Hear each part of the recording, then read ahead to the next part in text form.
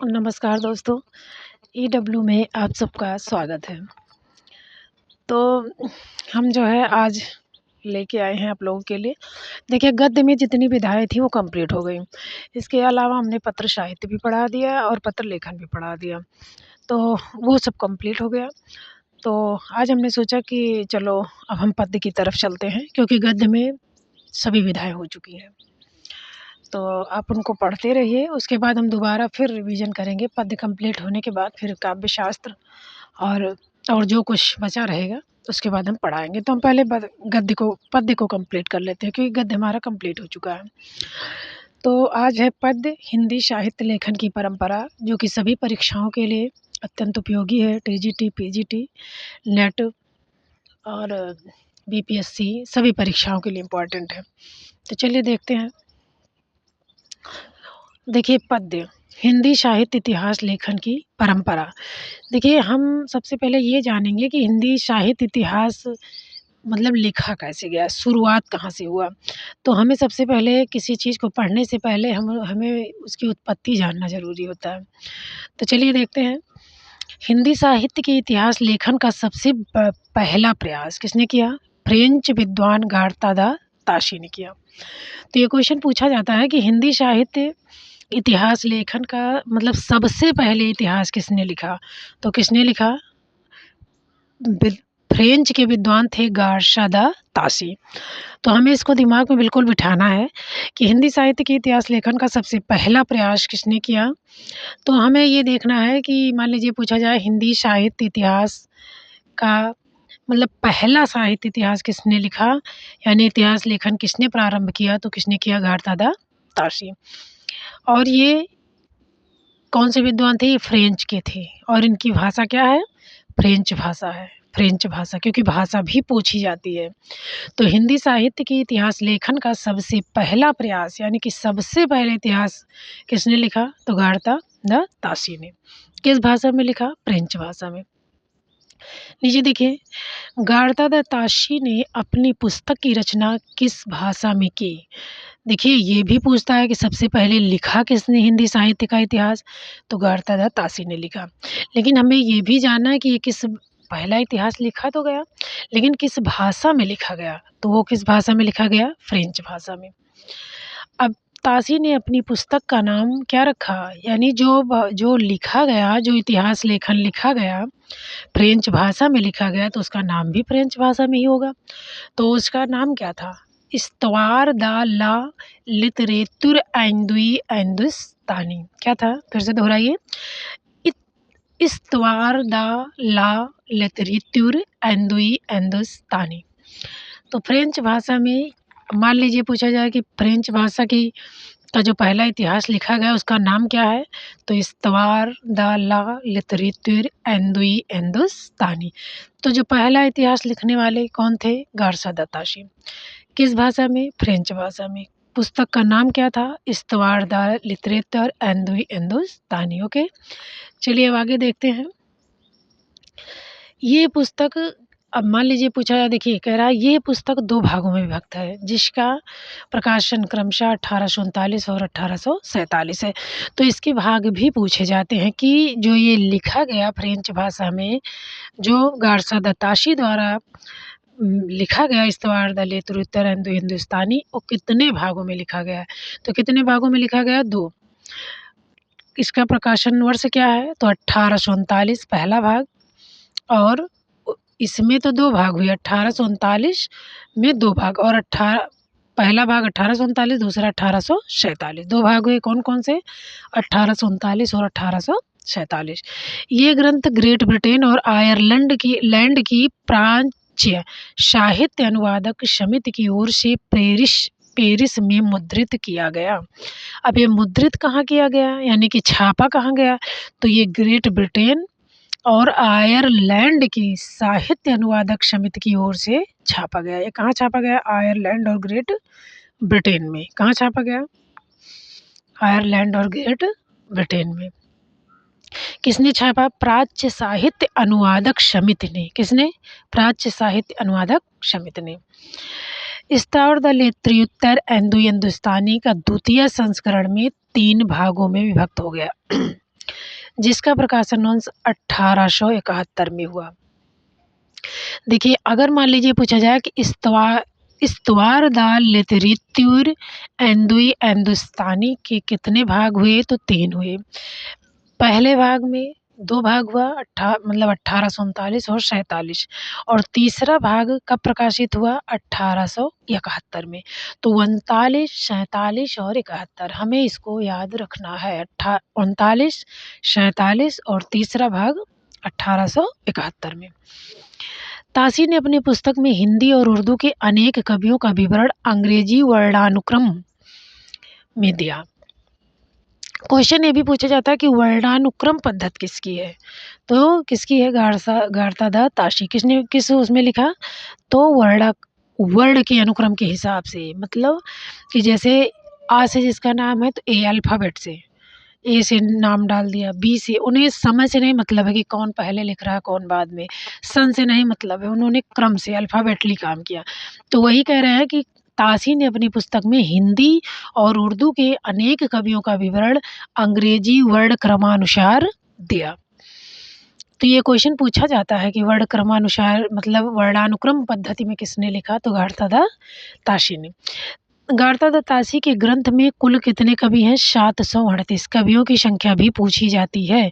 तो गारता ये बहुत इम्पोर्टेंट है, ये समझ लो, ये हिंदी साहित्य का विकास, बहुत ही साहित्य लेखन की परंपरा जो है वो बहुत ही इम्पोर्टेंट है, और हमें एक एक लाइन मतलब अपने दिमाग में बैठा लेना है।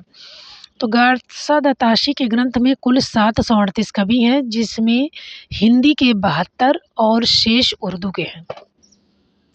तो इन्होंने कितने जो है कवियों का डाटा दिया, 738। कितने कवियों का, 738, और जिसमें हिंदी के 72 और शेष उर्दू के। देखिए, इन्होंने हिंदी के केवल कितने बताया, 72 ही। इन्होंने कहा कि केवल हिंदी के 72 ही कवि हैं, बाकी सब उर्दू के हैं। पक्षपात कर दिया। इन्होंने क्या कहा कि केवल 738 कवियों को लिखा, और कहा कि उसमें से सिर्फ 72 कवि जो हैं हिंदी के हैं, बाकी शेष उर्दू के। आशा करती हूँ कि आप लोगों को समझ में आ रहा होगा, क्योंकि मैं बिल्कुल याद कराने का प्रयास कर रही हूँ, और हमारे साथ जो है पढ़ते रहिए, याद करते रहिए, और जब क्लास जो है अगर आप 2 बार पढ़ लेते हैं तो आप जो है आपको बिल्कुल आपके दिमाग में बैठ जाएगा। डॉक्टर लक्ष्मी सागर वार्ष्णेय ने ताशी के ग्रंथ का हिंदी अनुवाद हिंदी साहित्य का इतिहास। डॉक्टर लक्ष्मी सागर वार्ष्णेय ने हिंदुई साहित्य का इतिहास लिखा नाम से 1952 में कराया। लक्ष्मी सागर वार्ष्णेय ने क्या किया कि जो इनका जो है इस्तवार द लिटरेचर एंदुई हिंदुस्तानी था, उसका हिंदी में अनुवाद कर लिया। ये किस भाषा में था, फ्रेंच भाषा में था। तो लक्ष्मी सागर वार्ष्णेय ने ताशी के ग्रंथ को हिंदी में क्या नाम बदला, हिंदुई साहित्य का इतिहास नाम से 1952 में लिखा। कब लिखा, 1952 में। भी क्वेश्चन पूछा जाता है कि हिंदुई साहित्य का इतिहास कब लिखा गया, तो 1952 में लिखा गया। किसने लिखा, लक्ष्मी सागर वार्ष्णेय ने लिखा। और ये किसका अनुवाद है, तो इस्तवार द लिटरेचर एंदुई हिंदुस्तानी। ताशी की पुस्तक इस्तवार द ला लिटरेचर एंदुई हिंदुस्तानी में एंदुई के लिए हिंदवी यानी कि हिंदी, और हिंदुस्तानी के लिए हिंदुस्तानी यानी उर्दू अर्थ प्रयुक्त होता है। तो इसमें पूछा गया है जो ताशी ने इस्तवार द लिटरेचर एंदुई हिंदुस्तानी लिखा है, तो उसमें एंदुई किसके मतलब का अर्थ क्या है, तो एंदुई का अर्थ है हिंदवी या हिंदी। क्या अर्थ है, एंदुई का मतलब है हिंदी, ठीक है। हिंदुस्तानी जो है उसका मतलब क्या है, हिंदुस्तानी जो हम लोग कहते हैं वो हिंदुस्तानी उर्दू, हिंदुस्तानी को क्या कहा गया, उर्दू। तो हिंदुई का इस्तेमाल इन्होंने हिंदवी या हिंदी के लिए किया। हिंदुस्तानी का इस्तेमाल यानी कि जो छोटा है, जैसे हिंदुई छोटा है तो इसका हिंदवी यानी हिंदी माना, हिंदुस्तानी जो बड़ा है उसको हिंदुस्तानी उर्दू में माना, ठीक है। हिंदी साहित्य इतिहास लेखन की परंपरा में हिंदी भाषा में लिखा गया प्रथम ग्रंथ जो श्री महेश दत्त शुक्ल द्वारा रचित काव्य भाषा काव्य संग्रह है। अब देखिए, हिंदी साहित्य लेखन की परंपरा में हिंदी भाषा में लिखा गया, हिंदी भाषा में लिखा गया प्रथम ग्रंथ कौन सा है? श्री महेश दत्त शुक्ल द्वारा रचित भाषा काव्य संग्रह है। तो हिंदी साहित्य इतिहास लेखन की परंपरा में हिंदी भाषा में लिखा गया प्रथम ग्रंथ श्री महेश दत्त शुक्ल द्वारा भाषा काव्य संग्रह है। भाषा काव्य संग्रह का प्रकाशन सन 1873 में नवल किशोर प्रेस। देखिए, ये भी क्वेश्चन पूछा जाता है कि महेश दत्त शुक्ल द्वारा रचित भाषा काव्य संग्रह का प्रकाशन कहाँ से हुआ? तो भाषा काव्य संग्रह का प्रकाशन 1873 में नवल किशोर प्रेस लखनऊ से हुआ। देखिए, हिंदी भाषा में लिखा गया प्रथम ग्रंथ श्री महेश दत्त शुक्ल का भाषा काव्य संग्रह है। इसके बाद भाषा काव्य संग्रह का प्रकाशन 1873 में पूछा जाता है कहाँ से हुआ? तो नवल किशोर प्रेस लखनऊ से हुआ। शिव सिंह सेगर ने शिव सिंह सरोज नाम से हिंदी भाषा में दूसरा महत्वपूर्ण, अब हिंदी भाषा का पहला जो है भाषा काव्य संग्रह लिखा महेश दत्त शुक्ल ने, दूसरा शिव सिंह सरोज लिखा, शिव सिंह सेगर ने शिव सिंह सरोज लिखा हिंदी भाषा में दूसरा महत्वपूर्ण ग्रंथ। तो पहला कौन सा है? महेश दत्त शुक्ल का भाषा काव्य संग्रह है जो कि 1873 में लिखा गया और नवल किशोर प्रेस द्वारा लखनऊ से प्रकाशित हुआ। और शिव सिंह सेगर ने शिव सिंह सरोज नाम से हिंदी भाषा में दूसरा महत्वपूर्ण इतिहास ग्रंथ रचा। और शिव सिंह सरोज का प्रकाशन क्या है? 1883। तो भाषा संग्रह कब लिखा गया? 1873 में। और शिव सिंह सरोज कब लिखा गया? 1883 में। ये सब बहुत इम्पॉर्टेंट है, बहुत इम्पॉर्टेंट है, जितना कहें ना उससे ज़्यादा इम्पॉर्टेंट है। शिव सिंह सर एक एक लाइन जो है इसकी समझ लो मोती के समान मूल्यवान है। शिव सिंह सरोज ने एक सहस्त्र, सहस्त्र का मतलब होता है 1000, यानी कि लगभग 838 भाषा कवियों का जीवन चरित्र तथा उनकी कविताओं के उदाहरण दिए हैं। तो शिव सिंह सरोज ने क्या किया? इन्होंने हिंदी के ही 1000 कवि जो है ले आए, भाषा कवि। कहाँ? तो 838 में 72 ही कवि थे। अरे इसमें इस्तवार-द-लेतरुत्तर में केवल 72 ही कवि हिंदी के थे, बाकी सब जो है उर्दू के थे। देखिए, 738 कवियों को इन्होंने बताया, 738 कवियों को बताया जिसमें केवल 72, देखिए 738 लिखा है ना, और मान लीजिए पूछा जाए हिंदी में कितने, तो ये देखिए 73 है और 3 में से 1 घटा देना है, तो 72 कवि क्या हैं? अगर आपको याद नहीं है तो 72 हिंदी का बताया, इसको बढ़ा के 8 कर दिए, 738 कवि। इस तरह ट्रिक से याद कीजिए। लक्ष्मी जो होती हैं क्या कर लेती हैं? उसका ताशी का अनुवाद कर लिया। लक्ष्मी ने क्या किया? ताशी का अनुवाद हिंदुई साहित्य का इतिहास से कर लिया, इस तरह। तो भाषा काव्य संग्रह कब लिखा गया? 1873 में। शिव सिंह सरोज, देखिए भाषा काव्य संग्रह 1873 में लिखा गया और इसके 10 साल बाद यानी 73 में 10 जोड़ दीजिए, 83 में शिव सिंह सरोज लिखा गया और उसमें 738 कवि हैं। देखिए, गारता द ताशी में 738 कवि हैं और वही एक बढ़ा के 838 कवि किसमें है? शिव सिंह सरोज में। लेकिन उसमें 72 केवल हिंदी के कवि हैं, जबकि शिव सिंह सरोज में भाषा कवि यानी हिंदी के 838 कवि और उनका जीवन चरित्र और उनकी कविताओं के उदाहरण दिए गए हैं। सन 1888 ईस्वी में एशियाटिक सोसाइटी ऑफ बंगाल की पत्रिका के विशेष अंक के रूप में ग्रियर्सन द्वारा रचित the modern vernacular literature of Hindustan का प्रकाशन हुआ। तो ये क्वेश्चन पूछा जाता है कि पहले बात तो ये जानिए कि the vernacular literature of Hindustan ये है किसकी रचना, मतलब किसके द्वारा ये इतिहास लिखा गया? तो ये इंग्लिश में लिखा गया, अंग्रेजी में लिखा गया। किसने लिखा? ग्रियर्सन ने। किसने लिखा? ग्रियर्सन ने। कब लिखा? 1888 में। लेकिन ये पूछा जाता है कि ये मतलब किस पत्रिका में था? तो एशियाटिक सोसाइटी ऑफ बंगाल की पत्रिका के विशेष अंक के रूप में इन्होंने, ग्रियर्सन ने इसे the modern vernacular literature of Hindustan का प्रकाशन हुआ। ये भी बहुत इम्पोर्टेंट है। 1888 में एशियाटिक सोसाइटी ऑफ बंगाल की पत्रिका के विशेषांक के रूप में ग्रियर्सन द्वारा रचित the modern vernacular literature of Hindustan का प्रकाशन हुआ। आगे देखते हैं। जॉर्ज ग्रियर्सन द्वारा रचित the modern modern vernacular literature of Hindustan को सच्चे अर्थों में हिंदी का पहला इतिहास ग्रंथ माना जाता है। देखिए, अगर पूछा जाए कि सच्चे अर्थों में हिंदी का पहला इतिहास ग्रंथ कौन सा है, तो कौन सा है? The modern vernacular literature of Hindustan. Grierson ने कितने कवि बताए? 952 कवियों को शामिल किया। ग्रियर्सन ने क्या किया? ग्रियर्सन के ग्रंथ में कितने कवि थे? 952। तो 838 शिव सिंह सेगर के उसमें थे और तासी में 738 थे और ग्रियर्सन में 992। 100 मतलब बढ़ गए, यानी कि 952। द किशोरी लाल गुप्त ने देखिए, तासी का तो अनुवाद किसने किया था? लक्ष्मी ने किया था। और ग्रियर्सन के ग्रंथ the modern vernacular literature of Hindustan का किशोरी ने किया है। क्या किसका किया? ग्रियर्सन का किसने अनुवाद किया? किशोरी ने। ग्रियर्सन का क्या था इतिहास? The modern vernacular literature of Hindustan का हिंदी साहित्य का प्रथम स्थान।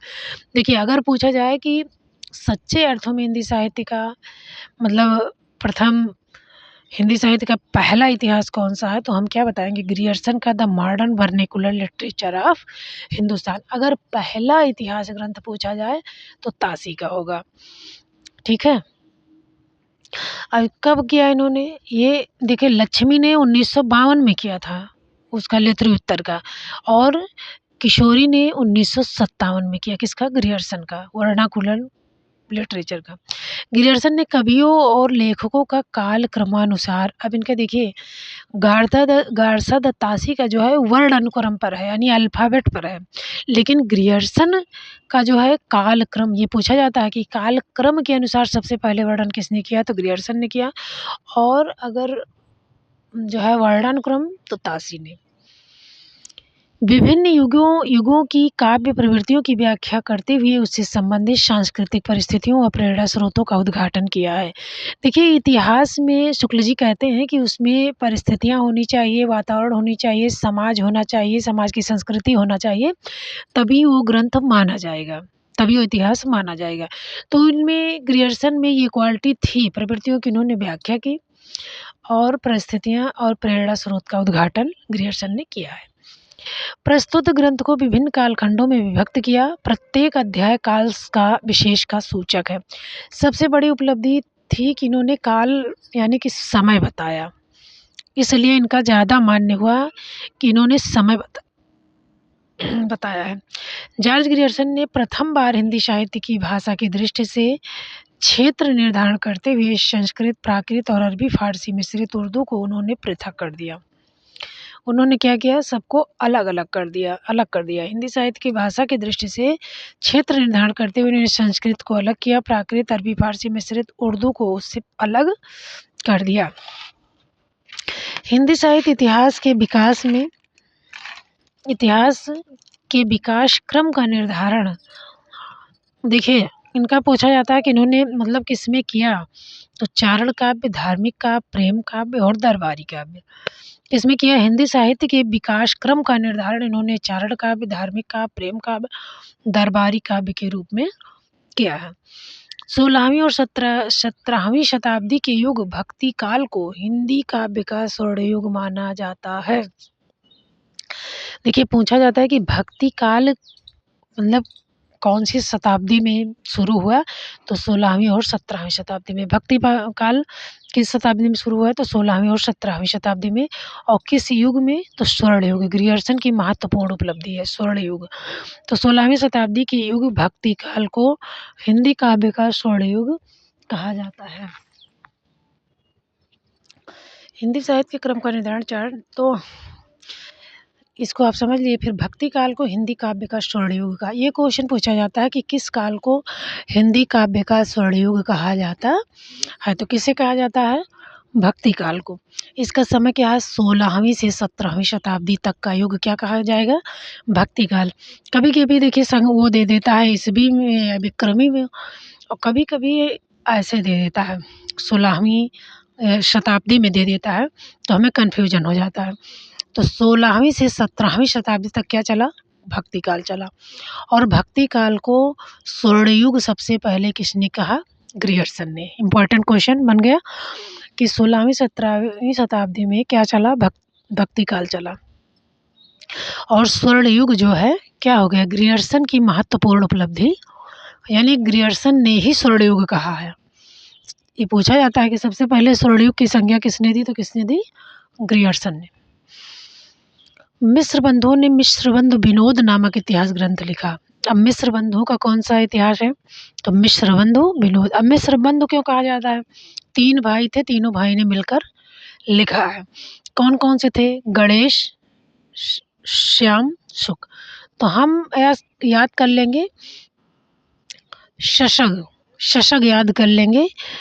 शशग, शशग यानी कि शुक, श्याम और गणेश। तो गणेश बिहारी, ये पूछा जाता है कि ऑप्शन में दे दिया जाता है विकल्प में कि कौन से मिश्र बंधु नहीं हैं, तो इसमें शशग है, शशग है यानी शुशग। तो यानी कि गणेश या गण श्याम शुक, गण श्याम शुक, ऐसे याद कर लीजिए। तो गणेश बिहारी, श्याम बिहारी और शुकदेव बिहारी। अब देखिए मिस्र बंधु विनोद 4 भागों में पूछा जाता है कि मिस्र बंधु विनोद कितने भागों में विभक्त है? मिस्र बंधु विनोद कितने भागों में विभक्त है? तो 4 भागों में। प्रथम 3 भाग 1913 और चतुर्थ भाग 34। अब देखिए कह रहा है कि मिस्र बंधु विनोद कितने भागों में विभक्त है? 4। तो प्रथम 3 भाग जो है 1900, देखिए यहाँ 13 है ना, 13 याद कर लीजिए। अब चौथा भाग है तो ये 1 को हटा करके यहाँ कर दीजिए 4, बस 1934। 3 के आगे 4 कर दिए, 1 हटा दीजिए। तो चतुर्थ भाग कब है? 1934 में। ये इम्पोर्टेंट, वैसे हर पंक्ति इसकी इम्पोर्टेंट है, इतना गौर करके इसको पढ़िएगा। और परीक्षाओं में यहाँ से क्वेश्चन भी बहुत लिए जाते हैं। तो मिस्र बंधु विनोद कितने भागों में विभक्त है? 4। पहला क्वेश्चन बन गया। जिसके प्रथम 3 भाग में, यानी कि इसका टाइम भी पूछा जाता है, तो प्रथम 3 भाग का मतलब 3 भाग इकट्ठे 1913 में ही प्रकाशित हो गया और चौथा भाग 1934 में प्रकाशित हुआ। अब मिस्र बंधु विनोद में जो है कवि, कितने कवियों का जीवन वृत्त वर्णित है? तो मिस्र बंधु विनोद में 4591 कवियों का जीवन वृत्त वर्णित है। मिस्र बंधु विनोद में कितने कवि हैं? लगभग 5000, यानी कि 4591। कितने हैं? 4591। इसमें अनेक अज्ञात कवियों को प्रकाश में लाने के साथ ही उनके साहित्यिक महत्व को स्पष्ट करने का प्रयास किया है। इन्होंने, कहने का मतलब सभी कवियों को, जितने कवि थे सबको लाने का प्रयास किया है। 5000 कवियों ने लगभग, तो 4591 कवि हैं, तो लगभग 5000 कहा जाता है। मिस्र बंधु विनोद ने कवियों का सापेक्षिक महत्व निर्धारित करने के लिए उनकी 4 श्रेणियाँ बताई हैं। क्या कितनी श्रेणियाँ? कभी कभी बताया जाता है कि मिस्र बंधु विनोद ने कवियों का महत्व बताने के लिए कितनी श्रेणियाँ बताई? तो 4। कितनी श्रेणियाँ? 4। हिंदी साहित्य से लेखन की परंपरा में आचार्य शुक्ल द्वारा रचित हिंदी साहित्य का इतिहास का स्थान सर्वोच्च है। मान लीजिए पूछा जाए कि हिंदी इतिहास लेखन की परंपरा में सबसे सर्वोच्च स्थान किसका है? तो हिंदी साहित्य का इतिहास रामचंद्र शुक्ल का है। आचार्य शुक्ल का इतिहास मूलतः नागरी प्रचारणी सभा द्वारा प्रकाशित हिंदी शब्द सागर की भूमिका के रूप में हिंदी साहित्य का विकास के नाम से सन 1929 में प्रकाशित हुआ था। आचार्य शुक्ल का इतिहास मूलतः नागरी प्रचारणी सभा द्वारा प्रकाशित हिंदी साहित्य शब्द सागर की भूमिका में हिंदी साहित्य का विकास के नाम से 1929 में प्रकाशित किया। यानी ये शुक्ल जी ने जो इतिहास लिखा उसकी भूमिका इनको तैयार करने के लिए कहा गया था, लेकिन इन्होंने मतलब हिंदी साहित्य का विकास यानी बहुत बड़ा इतिहास ही पूरा लिख डाला। तो वो इतिहास नागरी प्रचारणी सभा द्वारा हिंदी शब्द सागर की भूमिका के रूप में हिंदी साहित्य का विकास नाम से 1929 में प्रकाशित हुआ। यानी सबसे पहले हिंदी साहित्य का विकास के नाम से 1929 में हिंदी साहित्य का इतिहास में 1000 कवियों और लेखकों को शामिल किया। यानी हिंदी साहित्य का जो इतिहास शुक्ल जी ने लिखा, उन्होंने 1000 कवियों को शामिल किया। आचार्य रामचंद्र शुक्ल ने शिव सिंह सेगर, जॉर्ज ग्रियर्सन और मिश्र बंधुओं के इतिहास को कविवृत्त संग्रह की संज्ञा दी है। तो ये भी बहुत इम्पोर्टेंट है, क्योंकि पूछा जाता है कि शुक्ल जी ने किसके किसके इतिहास को कविवृत्त संग्रह की संज्ञा दी है। तो किसके किसके इतिहास को? शिव सिंह सेगर, जॉर्ज ग्रियर्सन और मिश्र बंधुओं के इतिहास को। तो रामचंद्र शुक्ल ने शिव सिंह सेगर, जॉर्ज ग्रियर्सन और मिश्र बंधुओं के इतिहास को कविवृत्त संग्रह संज्ञा से अभिहित किया, यानी कविवृत्त संग्रह संज्ञा दी है।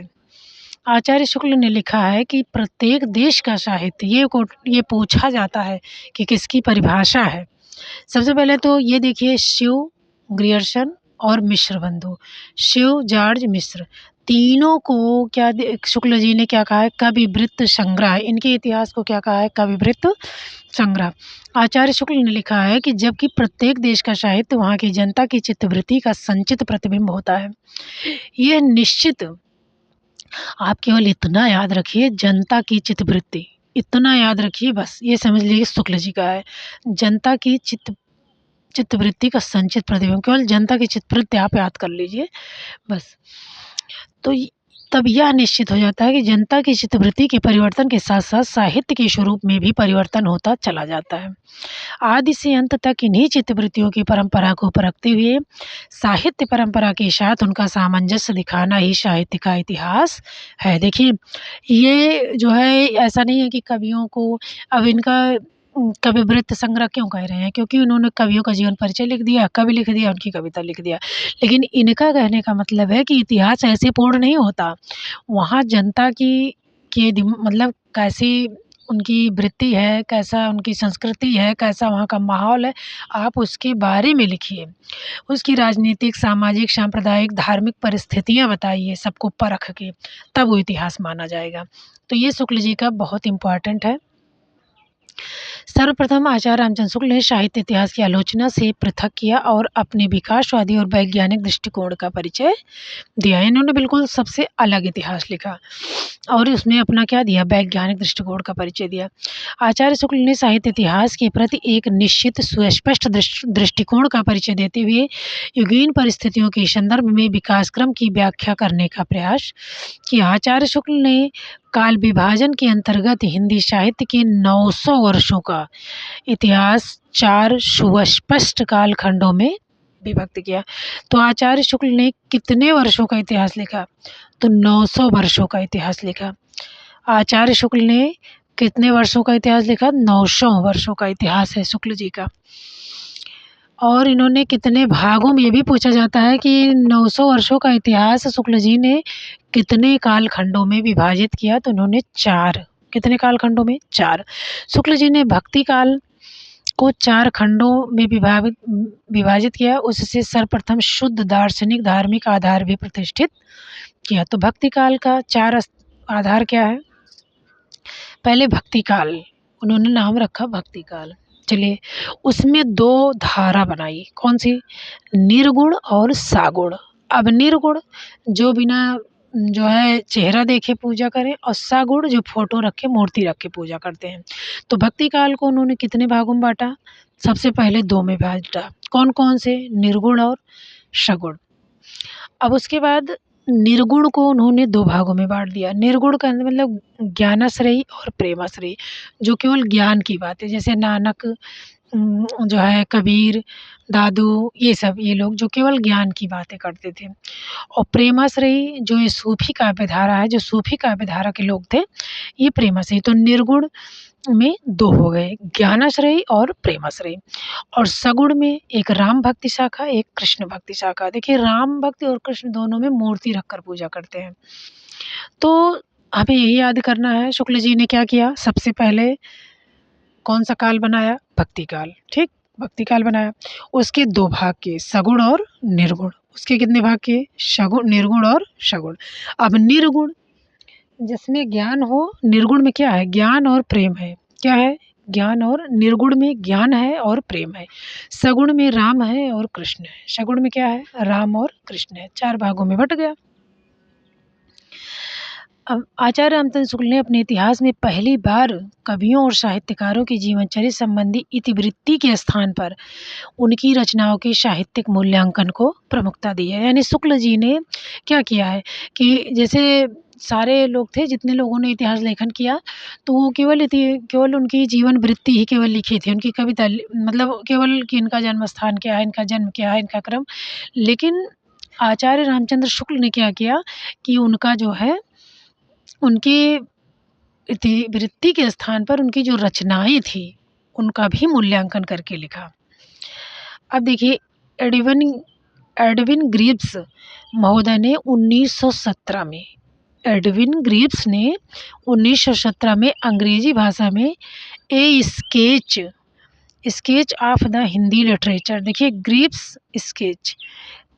ग्रीव्स क्या करते थे, स्केच से लिखते थे। ग्रीव्स क्या करते थे, स्केच से लिखते थे। तो सन 1917 में अंग्रेजी भाषा में ए स्केच ऑफ हिंदी लिटरेचर नाम से हिंदी साहित्य का एक संक्षिप्त इतिहास ग्रंथ लिखा। इम्पॉर्टेंट है, देखिए, एडविन ग्रीव्स स्केच, ऐसे ऐसे मैच करके पढ़िए। जैसे एक वर्ड उसमें से पकड़ लीजिए, एक वर्ड इसमें से, तो इससे भूलेगा नहीं। कभी आपकी आँखों के सामने अगर आ जाता है तो आपको तत्काल याद आ जाएगा। तो एडविन ग्रीव्स महोदय ने 1917 में अंग्रेजी भाषा में, देखिए ऐसे इनका नाम ही पढ़ने में लग रहा है अंग्रेजी है, तो इनकी रचना भी हो, जैसे ग्रियर्सन अंग्रेजी है तो अंग्रेजी में लिखा। तो 1900 कब लिखा, 1917 में ए स्केच ऑफ हिंदी लिटरेचर नाम से हिंदी साहित्य का एक संक्षिप्त इतिहास लिखा। इन्होंने हिंदी साहित्य के इतिहास को कितने भागों में बांटा, 5। शुक्ल जी ने कितने भागों में बांटा था, 4, और ग्रीव्स ने 5। सन 1920 में एफईके ने, देखिए 17 में तो ग्रीव्स ने लिखा स्केच, और 1920 में एफईके ने अंग्रेजी भाषा में a history of the Hindi literature, a history मतलब इतिहास लिखा हिंदी लिटरेचर का, यानी साहित्यिक हिंदी का इतिहास लिखा। किसने, एफईके ने। History of the Hindi literature यानी हिंदी का साहित्य इतिहास नाम से एक इतिहास ग्रंथ लिखा। तो ग्रीव्स ने क्या लिखा, स्केच लिखा। कब लिखा, 1917 में। और 1920 में एफईके ने history of the Hindi literature लिखा। तो एफईके ने क्या लिखा, हिंदी लिटरेचर। क्या लिखा, हिंदी लिटरेचर। कब लिखा, 1920 में। तज़किरा ए शुअरा हिंदी 1948 नामक इतिहास ग्रंथ मौलवी करीमुद्दीन द्वारा लिखा गया। तज़किरा ए शुअरा हिंदी 1948 में नामक इतिहास ग्रंथ मौलवी करीमुद्दीन द्वारा लिखा गया। इसमें कुल कवियों की संख्या कितनी है, 1004। कितनी है, 1004, जिसमें हिंदी के केवल 62 कवि हैं। इन्होंने ग्रियर्सन को भी पीछे छोड़ दिया। भला ग्रियर्सन ने तो 72 कवि बताए थे, इन्होंने 62 ही बताया। किसने, तज़किरा ए शुअराई, उर्दू में लिखा, इनकी भाषा ही देखिए उर्दू में है, करीमुद्दीन मौलवी। तो तज़किरा ए शुअराई हिंदी कब लिखी, 1948 में। नामक इतिहास ग्रंथ को मौलवी करीमुद्दीन ने मतलब लिखा, और इसमें इन्होंने कितने बताए, 1004। देखिए, शुक्ल जी ने 1000 कवियों को बताया, और करीमुद्दीन के यहाँ 4 बढ़ गए, तो 1004। और जिसमें कुल कवि 1004 थे, लेकिन इन्होंने केवल 62 कवियों को ही हिंदी का बताया। इस ग्रंथ में प्रथम बार कालक्रम का ध्यान रखा गया है। देखिए, ये दूसरे कवि आ गए कालक्रम वाले, एक तो ग्रियर्सन है, दूसरे कौन हो, करीमुद्दीन। कालक्रम वाले कितने मिल गए, 2, ग्रियर्सन और करीमुद्दीन। आचार्य हजारी प्रसाद द्विवेदी ने 3 इतिहास ग्रंथों को हिंदी का